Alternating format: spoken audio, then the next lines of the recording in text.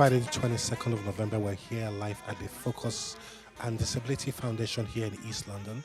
And I'm joined by another community ambassador. She's a published author. It's a pleasure to meet Mrs. Adebayo. Welcome to AFRICA4U in conjunction with Zimlink. How are you today? I'm fine, thank you. And I'm sure our listeners around the world want to know a bit about yourself, your background, and what inspired you to start writing in the first place. My name's, like I said, is Ibitola Adebayo. I started writing a couple of years ago, and that was during my maternity leave. But it was by accident. Most of the reason I started writing was mostly just to jot my thoughts and feelings down, and then I put that away.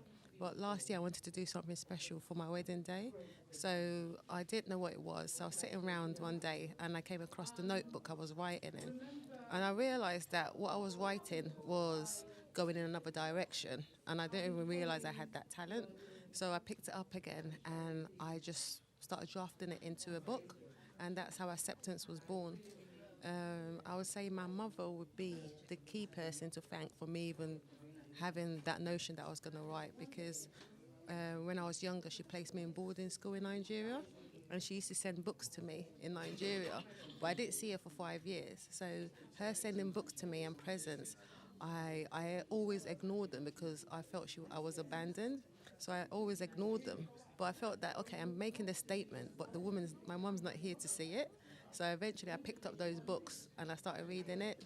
From that day on, my passion just grew, and I just started reading, and that's how my love grew in. I became a big fan of Virginia Andrew books and Stephen King. So that's why I write along those lines, and their lines of their vision, but I have my own individuality in the way I write as well. Now, before we talk about acceptance and the trilogy, it's a very, very fascinating piece, but what kind of subject matter and themes normally runs through your writing? Family. That's the key. Family, the relationship in the family, as well as the external relationship we develop and basically the whole theme behind my writing is family, because family is very important to me. Can you remember the precise moments the first book, Acceptance, was born, and the very first thoughts that ran through your mind? The very first thought that ran through my mind was I wanted to write a book which connected to other African girls like myself, as well as Africans globally, as well as other cultures globally. If it can connect to Africans in general, that was a plus. But if it connected to everybody around the world, that was a major plus for me. Yeah. In your experience, what role does a writer have in the world we live in today? I say as a writer, we have a very important role in telling the story. You have to tell the story. If you're writing fiction, you have to tell a story that connects with your fans. Tell a story that other people want to read about, want to know, in a way they also learn from it. If you're telling a non-fiction story, if you're writing a non-fiction book, you need to also tell the facts. Research your facts and tell it so that people understand and want to be more interested in going out there and knowing more about that. Now Oyibo don't talk who say. Now one-eyed man will be king. Joined by another community ambassador. She's a gospel artist making profound waves at the moment. Her name is Dolly P. Welcome to AFRICA4U in conjunction with Zimlink. How are you today? I'm very well, thank you. It's a pleasure to meet you for the very first time, and I'm sure I've heard a lot about your music from different circles, but I'm sure our listeners around the world are dying to know a bit about yourself, your background, and what inspires you as a person. Well, basically, a lot of people actually think I've been doing this for a long time, but I haven't actually been doing it for that long, technically, compared to a lot of people in the music industry. I've been doing this for about 2 years, roughly, professionally, and I'm just somebody that God has handpicked, and I'm truly grateful to Him, and my inspiration is the Holy Spirit. I have, since I entered a talent show in my church, and I won the talent show, and that since has then become the beginning, and since then, I've recorded about 7 songs. I'm working on my first album. I've written over 350 songs, I've been nominated for and won over 15 awards up to date, gospel music awards. So I'm just blessed. I'm a combination of a female David, Solomon, Esther, all put together. So, yeah. And today we're here at the Focus on Disability Foundation initiative, which is very inspirational and colorful. What does a day like this mean to you? A day like this, it actually brings to light what's going on in society, not in Africa in this particular case, and it's so refreshing to see people gather together for such a great cause. And I can only wish and hope that, a lot of people are informed, educated about it so that we can reach out to our brothers and sisters who are in one way or the other, by no fault of theirs or other, in this position. Now, we've just watched your wonderful performance, and I've interviewed loads of gospel artists around the world. I must ask you, what inspires your music besides God? What inspires my music is basically it's also a little bit about my life. It's about a testimony about my life as well. I prayed a prayer a long time ago, and I didn't really know the meaning of the prayer. I said, God, make me a living testimony of your miraculous works. But then for that to happen, tests had to happen for testimonies to happen. So a lot of the inspiration comes from, as well, my own personal life, to encourage somebody out there to say, you know what, don't lose hope, don't give up. The tomorrow is going to be better. Babalawo medicine I put. All of us must get the medicine. Traditional medicine before And I'm here joined by another one who is supporting the event. He's a community ambassador, a TV and radio presenter and icon, and also a motivational speaker. He has his fingers in so many pies. So it's a pleasure to have right here in the studio today, Mr. Richard Oluyinka. Welcome to AFRICA4U in conjunction with Zimlink. How are you today? I'm good, thank you. And for the benefit of all our listeners around the world who haven't still heard much about you, even though you're still creating waves, can you tell the listeners around the world just a bit about yourself, your background, but most importantly, what brings you here today? I call myself a man of many parts. Firstly, I'm a multi-instrumentalist singer. I play in the church right now. I was a public musician before I played juju, but now I concentrate on serving God with my gifts. And I'm an author, radio and TV presenter. I'm based in London, and I'm at this event today to support the Focus on Learning Disability, which is a great opportunity to help people see why we need to include people with learning disabilities and the benefit that we can really get from them, and how we can really make things better for them as well. What does a day like today mean to you?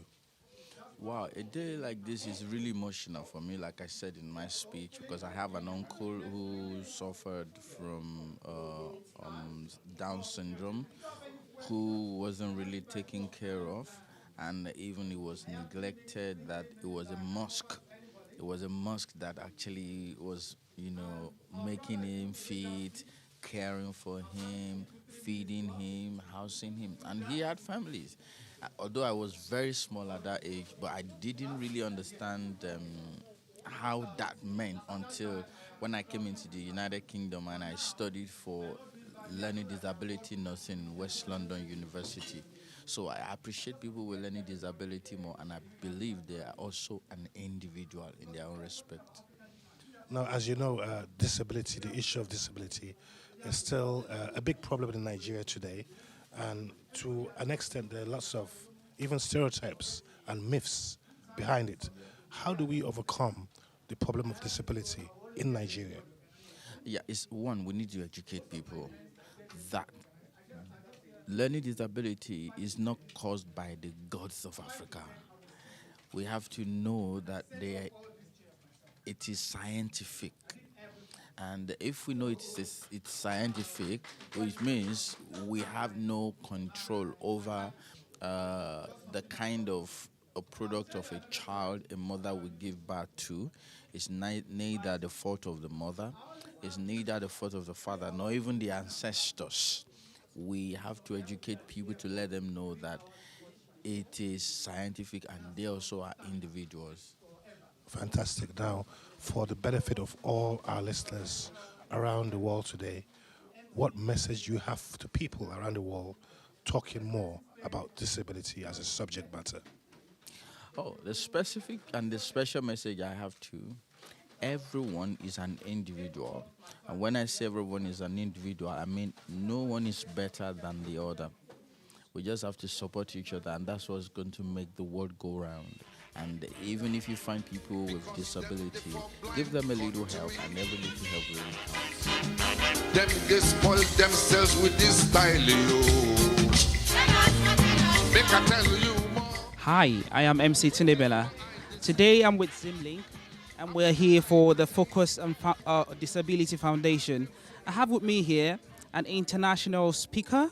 He's a broadcaster. He writes. He's a poet. He's a mentor. This guy is an embodiment of who you want to be like. And when I grow up, I'd like to be what he looks like and what he does. I'll let him speak to you and tell us.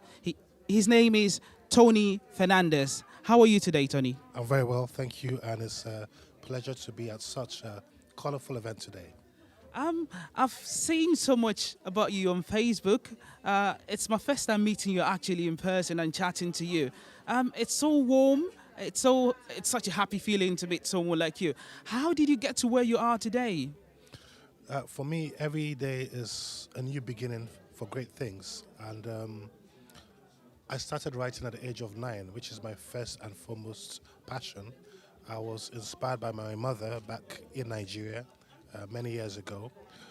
From then, writing being a branch of creativity, I expanded into other forms of creativity: short stories, presenting, comparing, talking, media, and all sorts. And to me, it's just about passion, commitment, and values. Recently, you've had all the awards around in the UK. How do you stay humble? You look very simple, very humble. How do you do it? To me, awards are a great thing to acknowledge people doing great things in the community. But the most important thing in life for me as value is to be selfless and to serve the people you believe in. Because as role models in our community, what we do, we try to set example, people follow. And so money, for instance, is a great passion for many people. For me, it's a second or third passion, because once we're inspired by our values, the passion from our heart speaks. And so that's why I try to remain simple. Right, I must say I'm really impressed, because very few people around, when they start to make waves, when they start to become popular, it's then difficult. They become less approachable, and with time they just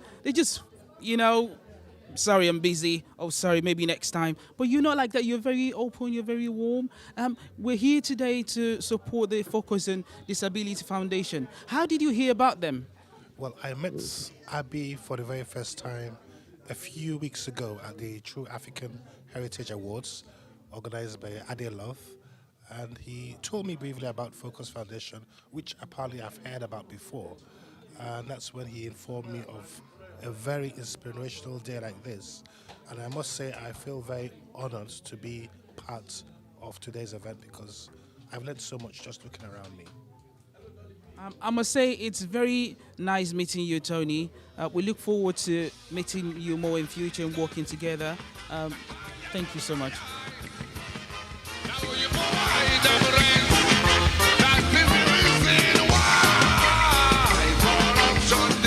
And I'm joined by another profound community ambassador. His name is MC Tunde Bella. Welcome to AFRICA4U in conjunction with Zimlink. How are you today? I'm very well, thank you. Tell me, what brings you here today? Today I came here because of my love for people, my love for those who need help, my love for those who some people call them the disabled. I call them people who need help to achieve their full potentials.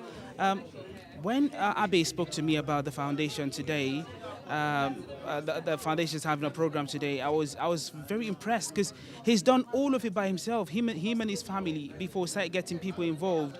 And I saw pictures of what he's done to help the community, giving wheelchairs to people who cannot walk around, showing love. He was even telling me he sometimes goes to homes to help them wash plates and all of that. That is someone who's got love for people around him. And because I'm a humanitarian and believe in supporting people when I can, that's the reason I'm here to support the movement. And I did a talk about disability, the Nigerian factor, because I've got Nigerian roots. So yeah, I just did a piece. Now, talking about disability, the Nigerian factor, like and like many Nigerian notes, sometimes it takes humanitarian effort to make a difference, even in Nigeria. What would you like to see improve with regards to disability in Nigeria? First and foremost, I have to say that in the UK, where we live now, we used to have people, years and years ago, we used to have people on the streets begging for alms. But because the government looked at how they can give these people a better life, they put in measures, and now you can't see that on the streets. So I think this is one thing, because we need to look around and learn from people who are doing things well. So I think this is something I would like to see in Nigeria. It's happening in Lagos at the moment. We're seeing the leadership of Lagos State taking people out of the streets and putting them in homes, but we need to do a bit more. Most public offices, most public buildings in Lagos, in Nigeria at large, do not have rail access, the ramp access. So if, for example, someone who's on the wheelchair wants to go to a hotel, which is supposed to be for public use, and they cannot get into the lift, they cannot get on the stairs. So we need to look at how we can incorporate these things into the society so that everyone has a fair opportunity. I saw a video on YouTube. I can't remember the name of the man now. He's on the wheelchair and he's got 2 PhDs. So those are people who are making an effort. We just need to support them and get them back into the mainstream. On a very final note, and on the subject matter of disability, what message you have for all our listeners around the world today? I want to say to everyone listening that disability can happen to someone at any point in life. Some people are born that way not because they chose to, but because of things beyond their control. Some people used to have a normal life and then had accidents and became disabled. So just think of yourself in a situation where you can help. Help because you don't know where you'll be next 2 years, 3 years, We don't know what can happen tomorrow. What we do today will be helpful to those around us, and then it comes back to us. If you do good, it comes back to you.